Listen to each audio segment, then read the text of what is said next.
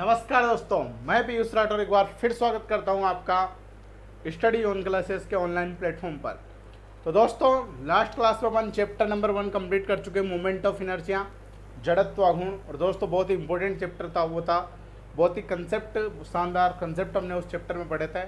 और मेरे आपसे रिक्वेस्ट है उस चैप्टर के जो न्यूमेरिकल्स है, जो क्वेश्चंस है, उसके आप अच्छे से प्रैक्टिस करें और डेरिवेशन को रफ कॉपी में बिना देखे ज़रूर करें। ठीक है दोस्तों, अगर आपको कोई भी डाउट आए उस चैप्टर में तो आप ऐप के अंदर जो भी कमेंट बॉक्स है, चैट बॉक्स है, उसमें जाके आप कमेंट कर सकते हो। आपकी समस्या का समाधान ज़रूर अगली क्लास में कंप्लीट किया जाएगा। ठीक है दोस्तों, तो दोस्तों आज की क्लास में अपन बात करेंगे चैप्टर नंबर 2 की सिंपल स्ट्रेस एंड स्ट्रेन। दोस्तों बहुत ही इंपॉर्टेंट और बहुत ही जानदार शानदार ये चैप्टर है, बहुत बेसिक ये चैप्टर है, बहुत इंपॉर्टेंट ये चैप्टर है। इस पूरे सब्जेक्ट की जड़, इस पूरे सब्जेक्ट का जो बेसिक है वो इस चैप्टर में आने वाला है। पूरे अच्छे से मन लगा के, ध्यान लगा के इस चैप्टर को अच्छे से पढ़ना। हालांकि पढ़ना सब कुछ ही हमें अच्छे से ही है। ठीक है दोस्तों, तो सबसे पहले बात करते हैं इस चैप्टर में अपन पढ़ने क्या वाले हैं। दोस्तों पदार्थ के बारे में आप जानते हो, मटेरियल के बारे में आप जानते हो। मटेरियल के बारे में आप पिछली क्लासों में पढ़ के आए हो, फर्स्ट ईयर में भी पढ़ के आए हो, 10th 9th 10th में भी पढ़ के आए हो कि पदार्थ क्या होता है। लेकिन दोस्तों यहाँ पे अपन पढ़ेंगे कि जो पदार्थ है वो कितने प्रकार के होते हैं, पदार्थ की क्वालिटी क्या क्या होती है, उसके गुणधर्म क्या होते हैं, उसकी प्रॉपर्टी क्या होती है। अगर अपन किसी पदार्थ पर बल लगा रहे हैं, किसी पदार्थ पर फोर्स लगा रहे हैं, तो कितना बल सहन कर सकता है, कहाँ तक वह सहन कर सकता है, बल लगाने के कारण पदार्थ में क्या चेंजेज आ सकता है, क्या परिवर्तन आ सकता है, उन सभी के बारे में दोस्तों अपन इस चैप्टर में डिस्कस करने वाले हैं, पढ़ने वाले हैं। ठीक है दोस्तों, तो सबसे पहले इस चैप्टर की स्टार्टिंग अपन नोट डाल के करेंगे। नोट में क्या है, अब दोस्तों इस चैप्टर में अपन जो भी हम पढ़ेंगे ये सब कुछ लिखा हुआ आपको पीडीएफ के अंदर मिल जाएगा। पीडीएफ में या तो आज या कल तक पीडीएफ इस चैप्टर की, 1-2 दिन में इस चैप्टर की पीडीएफ आपकी ऐप के अंदर डल जाएगी। तो नोट्स आपको पीडीएफ में से देख के बनाने हैं। ठीक है दोस्तों, अपन इस चैप्टर के नोट्स यहाँ पे बोल बोल के मैं नहीं लिखाऊंगा। नोट्स आपको जो भी मैं समझाऊंगा, जो भी मैं बोलूँगा, सब कुछ आपको पीडीएफ में लिखा हुआ मिल जाएगा। तो नोट्स आपको वहाँ से बनाने हैं। ठीक है दोस्तों, अब बात करेंगे हम यहाँ पे सबसे पहले जो इम्पोर्टेंट नोट है उसके बारे में डिस्कस करते हैं कि विज्ञान की वह शाखा जिसके अंतर्गत पदार्थ के व्यवहार के बारे में अध्ययन किया जाता है द्रव सामर्थ्य कहलाती है। क्या कहलाती है? द्रव सामर्थ्य। विज्ञान की वह शाखा जिसके अंतर्गत हम पदार्थ के व्यवहार के बारे में अध्ययन करते हैं कि पदार्थ कैसा है, पदार्थ क्या है, कौन सा बल लगाने पे पदार्थ में क्या हो रहा है। तो उस द्रव की स्ट्रेंथ के बारे में, उसकी सामर्थ्य के बारे में, यदि मान लो कोई कमजोर व्यक्ति है, उसके अपन एक झापट मारी, उसको चक्कर आके गिर गया, तो उसकी सामर्थ्य क्या है, उसकी स्ट्रेंथ क्या है, कम है। कोई भारी आदमी, हमने कितनी झापटे मार दी, उसके कुछ नहीं हो रहा, यानी उसकी सामर्थ्य क्या है, बढ़िया। इंसान भी तो एक पदार्थ ही है, वो भी बहुत सारे पदार्थों से मिलकर बना हुआ, बहुत सारे तत्वों से मिलकर बना हुआ है। ठीक है, तो विज्ञान की वह शाखा जिसके अंतर्गत अपन पदार्थ के व्यवहार के बारे में अध्ययन करें क्या कहलाती है? द्रव सामर्थ्य कहलाती है, स्ट्रेंथ ऑफ मटेरियल कहलाती है। द्रव सामर्थ्य को इंग्लिश में क्या बोलते हैं? Strength of material. तो नोट के अंदर जो पहला हेडिंग है वो क्या है हमारा? विज्ञान की वह शाखा जिसके अंतर्गत अपन पदार्थ के व्यवहार के बारे में अध्ययन करते हैं द्रव सामर्थ्य कहलाती है। ठीक है, तो नोट में ये लिखा हुआ है पहले, सबसे पहले द्रव सामर्थ्य के बारे में, जो कि नोट्स के अंदर पीडीएफ में आपको लिखा हुआ मिल जाएगा। ठीक है दोस्तों, इसके बाद हम बात करते हैं पदार्थ किसे कहते हैं। पदार्थ को अपन द्रव्य भी कहते हैं। तो अगला जो टॉपिक है हमारा वो क्या है? द्रव्य, या द्रव्य को ही हम क्या बोलते हैं? पदार्थ। और इंग्लिश में बोले तो इसको क्या बोलते हैं? मटेरियल। तो दोस्तों पदार्थ तो आपने पढ़ा कि पदार्थ किसे कहते हैं, लेकिन पदार्थ की परिभाषा क्या होती है, उस परिभाषा के बारे में अपन डिस्कस करेंगे। हम पढ़े कि पदार्थ बहुत प्रकार के होते हैं, पदार्थ ठोस होते हैं, द्रव होते हैं, गैस होते हैं, लेकिन पदार्थ की एक्चुअल परिभाषा क्या है, किसे अपन पदार्थ कहते हैं, वो परिभाषा भी हमें पता होना चाहिए। और मेरे हिसाब से अभी तक परिभाषा किसी को अच्छे से पता नहीं होगी पदार्थ की। ठीक है, तो पदार्थ की क्या परिभाषा होती है कि कोई भी कण जो स्थान या जगह घेरता है पदार्थ कहलाता है। कोई भी कण, पदार्थ के डेफिनेशन की अपन बात करें, पदार्थ को इंग्लिश में मटेरियल बोलते हैं और पदार्थ को द्रव्य भी बोला जाता है। तो वह कण जो स्थान या जगह घेरता है, वह कण जो स्थान या जगह घेरता है क्या कहलाता है? पदार्थ कहलाता है। तो पदार्थ की परिभाषा क्या होगी?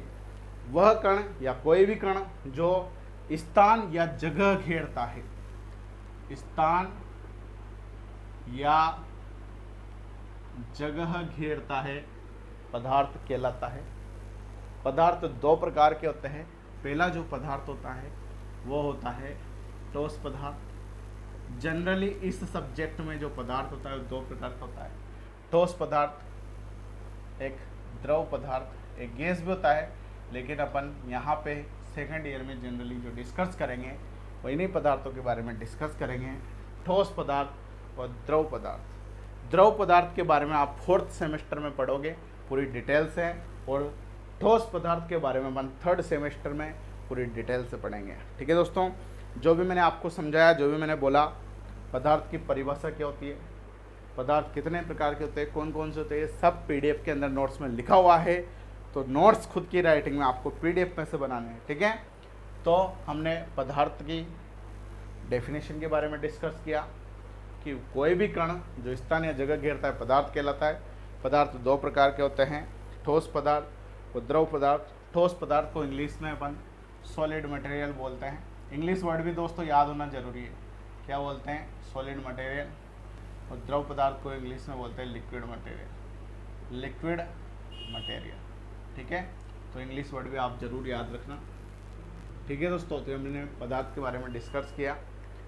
आगे अगला जो टॉपिक है जिसके बारे में अपन डिस्कस करेंगे वह है पदार्थ के यांत्रिक गुणधर्म। अगला टॉपिक क्या हमारा? पदार्थ के यांत्रिक गुणधर्म।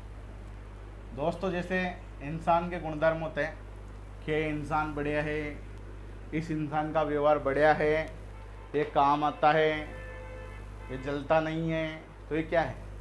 इंसान के गुणधर्म है, इंसान की प्रॉपर्टी है। उसी प्रकार से दोस्तों पदार्थों के भी गुणधर्म होते हैं, पदार्थों की भी प्रॉपर्टी होती है। लेकिन हमारे जो यहाँ काम के गुणधर्म है, काम की जो प्रॉपर्टी है वह है पदार्थ के यांत्रिक गुणधर्म।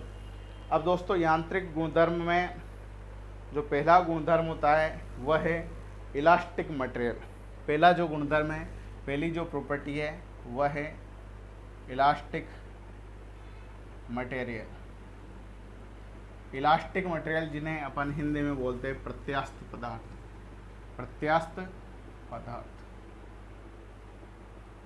क्या होते हैं? इलास्टिक मटेरियल, प्रत्यास्थ पदार्थ। प्रत्यास्थ पदार्थ वह पदार्थ होते हैं जिनमें बल लगाने पर विरूपण होता है, डिफ्लेक्शन होता है, ठीक है, तथा बाह्य बल हटाने पर वो अपनी ओरिजिनल पोजीशन में आ जाते हैं।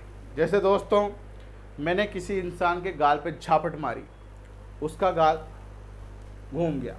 जैसे मैंने अपना हाथ हटाया, उसका गाल अगर वापस ओरिजिनल पोजीशन में आ जाए तो हम कह सकते हैं कि उस इंसान का जो गाल है वो प्रत्यास्थ पदार्थ है। क्या है? प्रत्यास्थ पदार्थ है। ठीक है, इससे आपको समझ में आ गया होगा, क्योंकि ऐसी चीज़ें जो अपने दैनिक जीवन से रिलेटेड होती है उससे अगर अपन कंसेप्ट को समझने की कोशिश करें तो हमें कंसेप्ट अच्छे से समझ में आता है। ठीक है, तो दोस्तों प्रत्यास्थ पदार्थ जो होते हैं वो ऐसे पदार्थ होते हैं जिन पर बाह्य बल लगाने पर विरूपण आ जाता है। जैसे गाल पे झापड़ मारे, गाल घूम गया, तो क्या आ गया? उसमें विरूपण आ गया। इसी विरूपण को अपन विक्षेपण भी बोल सकते हैं। क्या बोल सकते हैं? विक्षेपण भी बोल सकते हैं, यानी वह अपनी स्थिति से विचलित हो गया।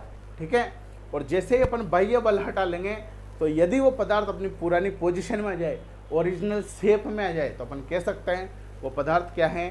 प्रत्यास्थ पदार्थ है। तो प्रत्यास्थ पदार्थ की क्या परिभाषा होगी?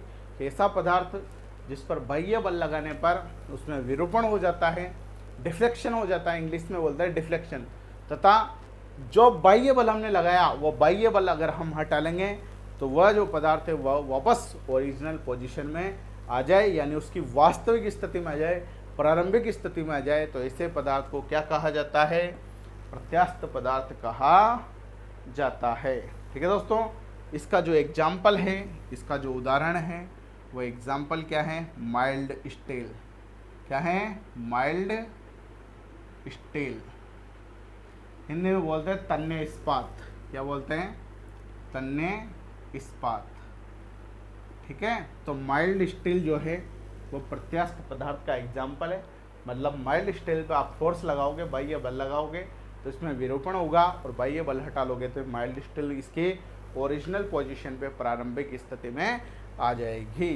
ठीक है दोस्तों, इसके बाद हम बात करते हैं सेकंड पदार्थ की, सेकंड टाइप्स की, सेकंड तरह के गुणधर्म की, वह है प्लास्टिक मटेरियल। प्लास्टिक मटेरियल, और प्लास्टिक मटेरियल को दोस्तों अपन हिंदी में बोलते हैं सुघट्टे पदार्थ। क्या बोलते हैं? सुघट्टे पदार्थ। ठीक है, क्या होती है प्लास्टिक मटेरियल, प्लास्टिक प्रॉपर्टीज, उसके बारे में डिस्कस करते हैं।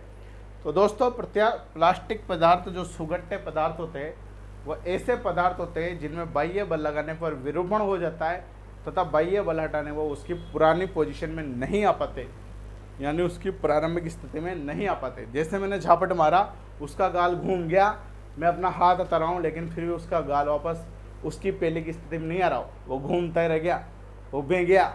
ठीक है, भे गया मतलब वो कौन सा पदार्थ है? उसके गाल का प्लास्टिक मटेरियल है। यानी ऐसा पदार्थ जिस पर बाह्य बल लगाएंगे तो वह अपनी स्थिति से विचलित हो जाएगा, उसमें विक्षेपण आ जाएगा, और बाह्य बल हटा लेने पर भी, अपने द्वारा लगाया गया बाह्य बल हटा लेने पर भी वो उसकी प्रारंभिक स्थिति में, उसकी ओरिजिनल पोजीशन में अगर नहीं आए तो वैसे पदार्थों को क्या कहा जाता है?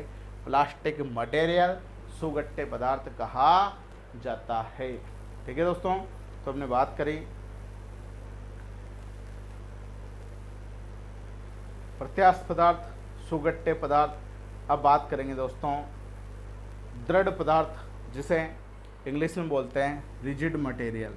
तो तीसरा जो पदार्थ है वह है रिजिड मटेरियल, और रिजिड मटेरियल को दोस्तों अपन हिंदी में बोलते हैं दृढ़ पदार्थ। दृढ़ पदार्थ यानी दोस्तों जो दृढ़ पदार्थ होते हैं, रिजिड मटेरियल जो होते हैं, वो ऐसे पदार्थ होते हैं जिन पे बाह्य बल लगाने पर पदार्थ टूट जाता है। जैसे कांच, कांच पे मैंने बाह्य बल लगाया, बाह्य बल लगाते कांच क्या हो जाता है? बिखर जाता है, टुकड़े टुकड़े हो जाते हैं, दिल के टुकड़े हो जाते हैं हजार। तो ऐसा पदार्थ जो बाह्य बल लगाने पर टूट जाता है, बिखर जाता है, ऐसे पदार्थों को रिजिड मटेरियल, दृढ़ पदार्थ कहा जाता है। ठीक है दोस्तों, तो ये तीन प्रकार की मेन प्रॉपर्टी है पदार्थ की। हालांकि होती तो बहुत सारी है, लेकिन अपने काम की जो प्रॉपर्टी है वो तीन प्रॉपर्टी है: इलास्टिक मटेरियल, प्रत्यास्थ पदार्थ, प्लास्टिक मटेरियल, सुघट्टे पदार्थ, तो तीसरा रिजिड मटेरियल, दृढ़ पदार्थ। ठीक है दोस्तों, जो भी मैंने आपको समझाया, जो भी मैंने बोला, ये सब हैंड रिटन नोट्स के PDF में लिखे हुए हैं, नोट्स आपको वहाँ से बनाने हैं। ठीक है दोस्तों, इसके बाद हम बात करेंगे अगले टॉपिक की। तो हम आगे चलते हैं और बात करते हैं अगले टॉपिक के बारे में। ठीक है दोस्तों,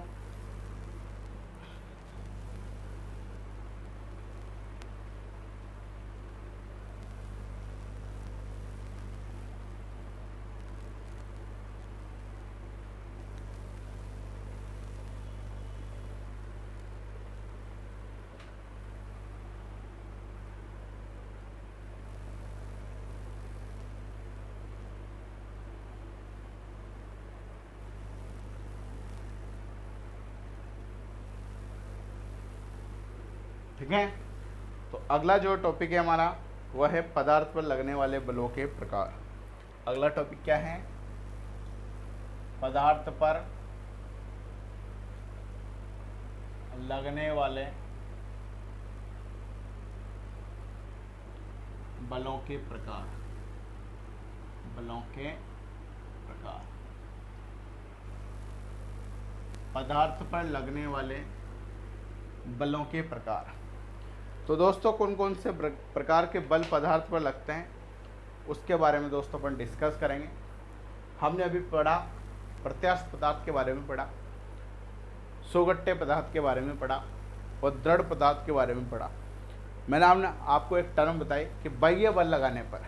अब हमने पदार्थ पर बाह्य बल तो लगा दिया, पदार्थ में विरूपण तो उत्पन्न कर दिया, झापटे वापटे तो मार दी, लेकिन झापटे कौन कौन से प्रकार की झापटे मार सकते हैं हम, कौन कौन से प्रकार के बाह्य बल पदार्थ पर लगा सकते हैं, उन बलों के बारे में दोस्तों अपन पढ़ने वाले हैं। तो पहला जो बल है वह है तनाव बल। कौन सा बल है? पहला जो बल है बच्चों वह है तनाव बल, और तनाव बल को अपन इंग्लिश में बोलते हैं टेंसाइल फोर्स। टेंसाइल फोर्स, तो पहला जो बल हम लगा सकते हैं किसी पदार्थ पर वह है तनाव बल। कौन सा बल है दोस्तों? तनाव बल है। अब इधर देखो, तनाव बल जो होता है वह ऐसा बल होता है जिसको किसी पदार्थ पर या किसी पिंड पर या किसी वस्तु पर लगाने पर उसके लंबाई में वृद्धि हो जाती है। यानी ऐसा बल जिसको किसी वस्तु पर, किसी पिंड पर या किसी पदार्थ पर लगाने पर उस वस्तु की आकृति में या उसकी लंबाई में क्या हो जाए? वृद्धि हो जाए। उसकी लंबाई में क्या हो जाए? वृद्धि हो जाए। तो उस बल को क्या कहा जाता है? तनाव बल कहा जाता है, टेंसाइल फोर्स कहा जाता है। दोस्तों ये एक वस्तु है, एक पिंड है जिसकी लंबाई L है। इस पे मैंने इधर से भी एक बल लगाया P और इधर से भी एक बल लगाया P। हालांकि बल को अपन F से दर्शाते हैं, तो F से दर्शा लो, ये लो, P से भी दर्शा सकते हैं, F से भी दर्शा सकते हैं, ठीक है। तो हमने दोनों तरफ से क्या किया? इस वस्तु को खींचा। जैसे ये मार्कर है, इस मार्कर पे मैंने इधर से भी एक फोर्स लगाया F और इधर से भी एक फोर्स लगाया F। तो ऐसे खींचूँगा तो खींच जाएगा, यानी इसकी लंबाई में क्या होगी? वृद्धि। तो ऐसा बल जो किसी वस्तु पर या किसी पिंड पर या किसी पदार्थ पर आरोपित करने पर उस पिंड या उस वस्तु या उस पदार्थ की लंबाई में क्या हो जाए? वृद्धि हो जाए, तो ऐसे बल को तनाव बल या टेंसाइल फोर्स कहा जाता है। दोस्तों ये पिंड है, एक वस्तु है जिसकी लंबाई L है, जिस पर मैंने दोनों तरफ बल लगाया तो इसकी लंबाई बढ़ के इतनी होगी। लंबाई तो बढ़ गई, लेकिन दोस्तों इसकी जो चौड़ाई है उसमें क्या आएगी? कमी आएगी। जैसे मान लो लंबाई तो बढ़ के यहाँ से यहाँ तक पहुँच गई, ये लंबाई तो बढ़ के यहाँ से यहाँ तक, पहले लंबाई ये थी, कितनी बड़ी? यहाँ से यहाँ तक बड़ी, जो बड़ी उसे मैंने डेल्टा L मान लिया। डेल्टा L का मतलब है लंबाई में परिवर्तन। डेल्टा L का मतलब क्या है? लंबाई में परिवर्तन, यानी लंबाई में कितना परिवर्तन आया। पहले लंबाई ये थी L, अब लंबाई ये होगी, कितनी होगी अब लंबाई? अब होगी L प्लस डेल्टा L। पूरी लंबाई कितनी होगी? पहले L थी, कितनी बड़ी? डेल्टा L बड़ी। डेल्टा L बढ़ने के बाद कितनी होगी? L प्लस डेल्टा L हो गई। तो डेल्टा L क्या है? इसकी लंबाई में परिवर्तन। दोस्तों लंबाई तो बढ़ जाएगी, लेकिन इसकी जो चौड़ाई है वो चौड़ाई में क्या आ जाएगी? कमी आ जाएगी। मान लो चौड़ाई पहले B थी, तो B से कुछ कम होगी। अब जो चौड़ाई रहेगी उसमें कुछ कमी आएगी, B माइनस डेल्टा B। यहाँ पे लंबाई में वृद्धि हो रही है, तो L प्लस डेल्टा L आया है, यानी यहाँ पे प्लस का चिन्ह आ रहा है अगर वृद्धि होगी, और अगर कमी होगी तो माइनस का चिन्ह आएगा। डेल्टा L से वृद्धि हो रही थी तो plus delta L। Delta B से कमी हो रही है, चौड़ाई में कमी हो रही है, कमी को डेल्टा से प्रदर्शित करते हैं। किससे प्रदर्शित करते हैं? डेल्टा से। तो यहाँ चौड़ाई में कमी हो रही है तो B माइनस डेल्टा B, और लंबाई में वृद्धि हो रही है तो L प्लस डेल्टा L। चौड़ाई को B से दर्शाते इसलिए यहाँ पे B आया, लंबाई को L से दर्शाते इसलिए यहाँ पे L आया। तो दोस्तों तनाव बल ऐसा बल होता है जिसे किसी वस्तु पर या किसी पिंड पर आरोपित करने पर उसकी लंबाई में तो वृद्धि हो जाती है, लेकिन उसकी चौड़ाई में और उसके व्यास में, अगर ये आयताकार की जगह एक वृत्ताकार छड़ होती तो लंबाई में तो फिर भी वृद्धि होती, लेकिन उसके व्यास में भी कमी आती। यहाँ पे चौड़ाई में कमी आई है, वहाँ पे व्यास में कमी आती है, और इसकी मोटाई में भी कमी आती है। मोटाई क्या होती है? T, तो मोटाई में भी कमी आती है, चौड़ाई में भी कमी आती है, व्यास में भी कमी आती है। वृद्धि किस में होती है? केवल लंबाई में होती है। तो तनाव बल ऐसा बल होता है जिसे किसी वस्तु पर या किसी पिंड पर आरोपित करने पर उसके लंबाई में वृद्धि हो जाती है, चौड़ाई में कमी हो जाती है, मोटाई में कमी हो जाती है, व्यास में कमी हो जाती है। तो ऐसे बल को तनाव बल कहा जाता है। हालांकि इस बल को केवल लंबाई के आधार पर ही परिभाषित किया जाता है। इसकी ओरिजिनल डेफिनेशन की अपन बात करें तो वह क्या है कि तनाव बल ऐसा बल होता है जिसे किसी वस्तु पर आरोपित करने पर उसकी लंबाई में वृद्धि हो जाती है, तो ऐसे बल को तनाव बल कहा जाता है।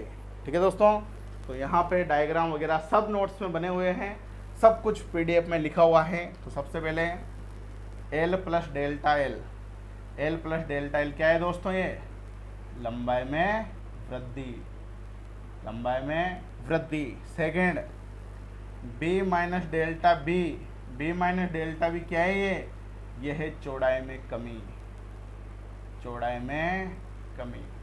यहाँ वृद्धि हो रही है तो प्लस, कमी हो रही है तो माइनस, ठीक है। और अगर बात की जाए डी माइनस डेल्टा डी की, डी माइनस डेल्टा डी को डी से किससे रिप्रेजेंट करते हैं, डी से किसको रिप्रेजेंट करते हैं, व्यास को, डायामीटर को, डायामीटर को इंग्लिश में, व्यास को इंग्लिश में डायामीटर बोलते हैं, इसलिए डी आता है यहाँ पे, ठीक है। तो डी माइनस डेल्टा डी क्या है, व्यास में कमी, व्यास में कमी, ठीक है भैया। तो लंबाई में वृद्धि होगी और चौड़ाई और व्यास और मोटाई में भी क्या होगी, कमी होगी। चौथे यहाँ मोटाई का भी लिख लो, टी माइनस डेल्टा टी, मोटाई को अपन टी से रिप्रेजेंट करते हैं और मोटाई को इंग्लिश में थिकनेस बोला जाता है। मोटाई को इंग्लिश में क्या बोलते हैं, थिकनेस, इसलिए टी से रिप्रेजेंट करते हैं, ठीक है। ये क्या है, मोटाई में कमी, मोटाई में कमी, ठीक है दोस्तों। तो ये बल हो गया हमारा कौन सा, तनाव बल, टेंसाइल फोर्स, ठीक है दोस्तों। इसके बाद हम आगे चलेंगे और बात करेंगे अगले टॉपिक के बारे में, ठीक है।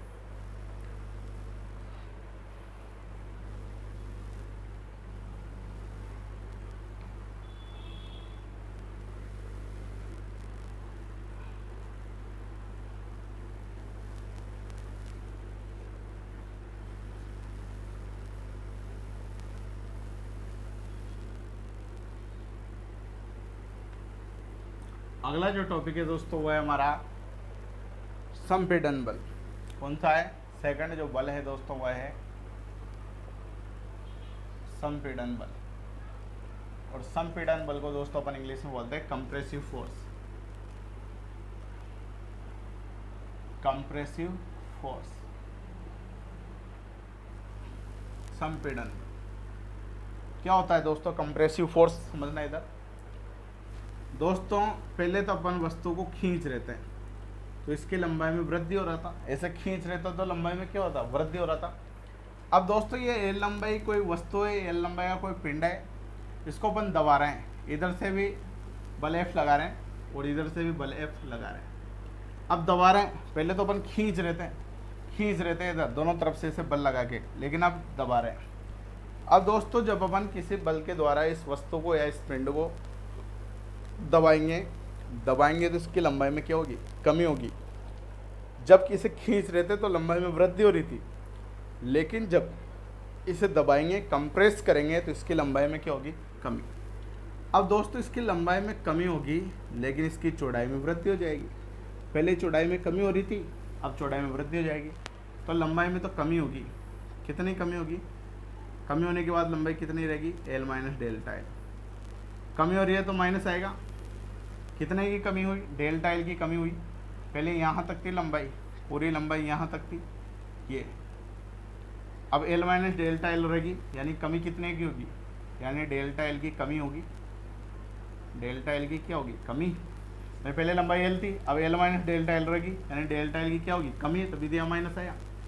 अब दोस्तों इसमें कमी तो होगी लेकिन इसकी चौड़ाई में क्या हो जाएगी, वृद्धि हो जाएगी। चौड़ाई पहले बी थी तो अब बी प्लस डेल्टा बी हो जाएगा, तो चौड़ाई में भी वृद्धि हो जाएगी, इसकी मोटाई में भी वृद्धि हो जाएगी और इसके व्यास में भी वृद्धि हो जाएगी। यानी जिसमें पहले कमी हो रही थी तनाव बल लगाने पर, उनमें तो वृद्धि हो जाएगी, और जिनमें पहले वृद्धि हो रही थी, यानी पहले लंबाई में वृद्धि हो रही थी, तो अब लंबाई में कमी हो जाएगी। तो कंप्रेसिव फोर्स जो है, संपीड़न बल जो है, वो ऐसा बल है जिसे किसी वस्तु पर या किसी पिंड पर आरोपित करने पर उसकी लंबाई में कमी हो जाती है। तो ऐसे बल को क्या कहा जाता है, संपीड़न बल कहा जाता है।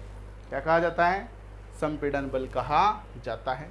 तो लंबाई में कमी होगी एल माइनस डेल्टा एल, पहला एल माइनस डेल्टा एल क्या है, ये लंबाई में कमी, ठीक है।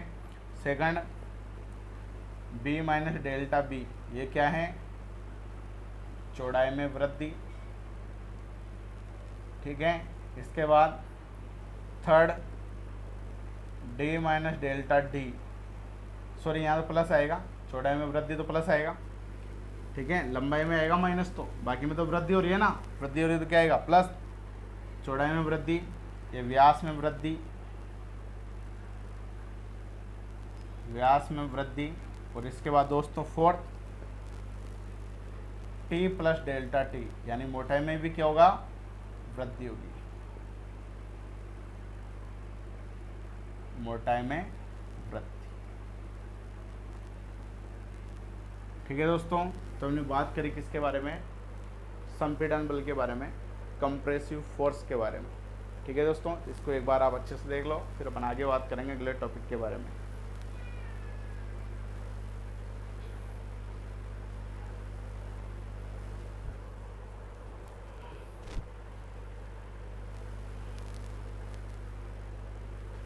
ठीक है, देख लो अच्छे से देख लो, फिर अपन आगे चलते हैं।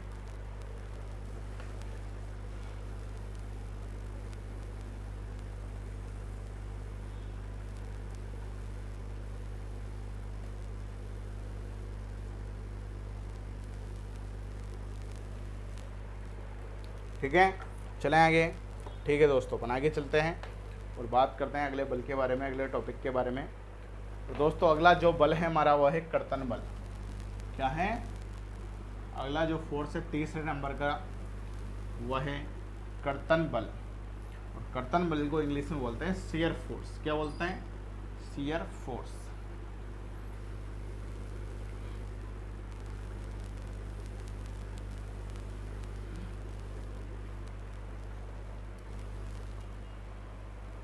थर्ड प्रकार का जो बल है वह है कर्तन बल। इंग्लिश में क्या बोलेंगे इसे, शियर फोर्स। क्या होता है दोस्तों कर्तन बल, शियर फोर्स, उसको अपन समझते हैं। दोस्तों मान लो जिसे एक छड़ ये है और एक छड़ ये है, इन दोनों छड़ों को अपन ने एक बोल्ट के द्वारा जोड़ दिया यहाँ से, ये एक नट बोल्ट के द्वारा यहाँ से जोड़ दिया। ठीक है, यह ऐसा सिंगल एक वस्तु भी हो सकती है, ये इसकी अक्ष है, यहाँ पे ये भी इनकी अक्ष है। यहाँ पे दो छड़ों को एक नट बोल्ट के द्वारा जोड़ा गया है, दोनों छड़ों की जो लंबाई है वो L है, यहाँ पे भी छड़ की लंबाई L है। ये केस स्पष्ट है, ये केस सेकंड है। ये जो है ये इस छड़ की या इस वस्तु की अक्ष है, ये क्या है, पिंड की अक्ष, इसको पिंड भी बोल सकते हैं, पिंड की अक्ष। ठीक है, यदि दोस्तों अपन जो बल लगा रहे हैं ये पिंड की अक्ष के समांतर लगाएं, कहाँ लगाएं, पिंड की अक्ष के समांतर कोई बल लगाएं, फोर्स लगाएं, तो ऐसे बल को जो कि पिंड की अक्ष के समांतर लगाया जाता है, तो वैसे बल को क्या कहा जाता है, कर्तन बल कहा जाता है। जैसे इस पे फोर्स मैंने F इधर लगा दिया, इस पे फोर्स मैंने F इधर लगा दिया, तो ये इसकी अक्ष, यह जो बल है वह इस वाली छड़ की अक्ष के समांतर हो गया, और जो ये बल है ये इसकी अक्ष के समांतर हो गया। तो दोस्तों यदि अपन ऐसा बल जिसे अपन किसी पिंड के या किसी वस्तु के समांतर लगाएं, तो वैसे बल को कर्तन बल, शियर फोर्स कहा जाता है। जैसे दोस्तों मान लो मेरे पास ये एक छड़ है या एक पिंड है, जैसे मेरे पास ये मान लो ये एक छड़ है, ये एक छड़ है जिसकी लंबाई L है। अब मैं फोर्स जो लगा रहा हूँ ये ऐसे लगा रहा हूँ, ऐसे कैसे लगा रहा हूँ, ऐसे। तो ये जो बल मैं लगा रहा हूँ ये कहाँ लगा रहा हूँ, इस पिंड की अक्ष के समांतर, इस पिंड की अक्ष के समांतर लगा रहा हूँ। तो ऐसा बल जिसे अपन किसी पिंड की या किसी वस्तु के अक्ष के समांतर लगाएं, तो वैसे बल को कर्तन बल, शियर फोर्स कहा जाता है। तो दोस्तों तीन प्रकार के बलों के बारे में अपन ने डिस्कस किया, पहला तनाव बल, दूसरा संपीड़न बल और तीसरा कर्तन बल। तो इस पूरे चैप्टर में किसी पदार्थ पर अगर अपन बल लगाएंगे तो तीन प्रकार के बल लगाएंगे। एक तो टेंसाइल फोर्स, तनाव बल, जिसके द्वारा छड़ की लंबाई में वृद्धि होगी, बाकी चौड़ाई में, व्यास में और मोटाई में कमी होगी। दूसरा हमने पढ़ा संपीड़न बल, कंप्रेसिव फोर्स, जिसके द्वारा हम वस्तु की लंबाई में कमी कर सकते हैं और चौड़ाई में, मोटाई में, व्यास में वृद्धि कर सकते हैं। तीसरा हमने पढ़ा शियर फोर्स, कर्तन बल, जिसके द्वारा अपन समांतर अक्ष में क्या लगाते हैं, बल लगाते हैं। यानी कोई भी पिंड की अक्ष है उसके समांतर दिशा में क्या लगाते हैं, बल लगाते हैं। ठीक है दोस्तों, तो इस चैप्टर को अपन ने स्टार्ट किया, इसके बेसिक हमने पढ़े और ये बहुत ही इंपॉर्टेंट चैप्टर है, इस पूरे सब्जेक्ट का जड़ है। कंपटीशन एग्जाम के अंदर सबसे ज़्यादा जो क्वेश्चन आते हैं वो इसी चैप्टर से आते हैं। ठीक है, तो बहुत दमदार ये चैप्टर है, बहुत मज़ेदार ये चैप्टर है। ठीक है दोस्तों, तो ठीक है दोस्तों, आज की क्लास को हम यही समाप्त करते हैं। इसके आगे का प्रोसेस हम अगली क्लास में कंटिन्यू करेंगे। और दोस्तों एक इम्पोर्टेंट बात है जो मैं आपसे कहना चाहता हूँ, हालांकि मैं पहले भी बहुत सी बार आपको बता चुका, अपनी यहाँ जो आधे घंटे की क्लास होती है ये आपकी ऑफलाइन क्लास की 1-1.25 घंटे की क्लास के बराबर होती है, क्योंकि मैं यहाँ पे उतारने का टाइम आपको नहीं देता। ऑफलाइन क्लास में उतारने का भी तो टाइम लगता है, लेकिन क्लास ख़त्म होने के बाद आप रोज़ाना के रोज़ाना PDF में से देख के नोट्स ज़रूर बना लिया करो। ठीक है दोस्तों, तो आज की क्लास को हम यहीं समाप्त करते हैं। इसके आगे का प्रोसेस हम अगली क्लास में कंटिन्यू करेंगे। बहुत बहुत धन्यवाद मित्रों। जय हिंद, जय भारत।